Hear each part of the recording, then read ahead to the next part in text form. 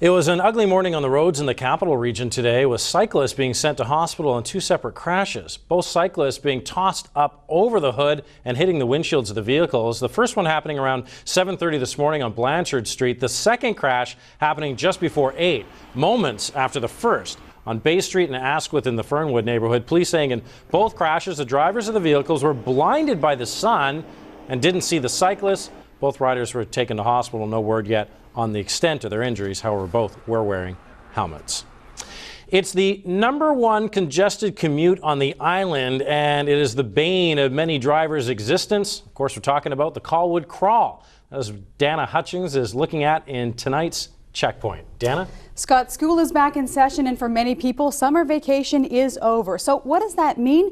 Well, usually it means more cars are back on the road, more drivers making that daily commute to work. This time last year, the Colwood Crawl was at its worst with construction on the Old Island Highway. So how is it this year? We went for a ride along to find out. It's a daily commute that's now almost infamous. I expect the worst, but I'm hopefully going to be pleasantly surprised by the best. Rod Phillips spends so much time here, he's earned the title Mayor of the Crawl.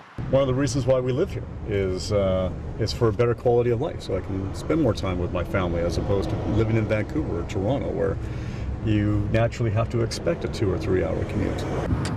We first met Phillips 1 year ago. All you see is the lights, all the red lights. When the crawl hit its peak. Construction on the Old Island Highway diverted all the traffic here, and that meant crawl carnage. 740, 3.5K. My average speed is 14.6K.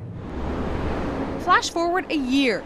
The end of construction and the nicer weather means the commute is a bit better. But Phillips likens it to taking Neocitran. The Old Island Highway's repair has alleviated the symptoms. It hasn't taken care of the cold or the disease. So the political leaders have an opportunity right now to put into place a plan that's going to alleviate the problem. The West Shore is continuing to grow, and new developments mean hundreds of more commuters on the road. You know, the Colwood Corners project is going to bring out, I think it's 300 new residents. And you think of even 150 of them have cars, where are they going to go? Even on a good day, there's always a major bottleneck. The volume of traffic is heaviest as it leads into Mackenzie. Well, an overpass would definitely help. It's just one solution. Phillips hopes the problem doesn't get even worse before it gets better. And that leads us to our checkpoint question today. What would you do to fix the Colwood Crawl? You can send us your responses 3 ways. On Twitter, we're at @CHEK_news. You can post on our Facebook page, that's facebook.com/CHEKnews, or you can email us checkpoint@cheknews.ca. Scott, one of the proposed solutions to alleviate the Colwood Crawl is LRT. The current plan is to build a light rail system between Victoria and Langford. The estimated cost of the LRT is $950 million. The Victoria Regional Transit Commission, the Capital Regional District, and BC Transit Board have all endorsed the plan. South Island politicians, including Victoria MP Denise Savoy, have also expressed support for LRT, but in order to go ahead, it needs the support of senior government. Now, the Greater Victoria Chamber of Commerce is calling for an external review and a regional referendum on the proposed almost $1 billion plan. We're talking about a discretionary spend of $1 billion in capital. I think we need to find a way of making sure that the citizens, the taxpayers of Greater Victoria, are willing to make that expenditure. I think as we look at the transportation challenges in Victoria, we know we need to do something around transportation.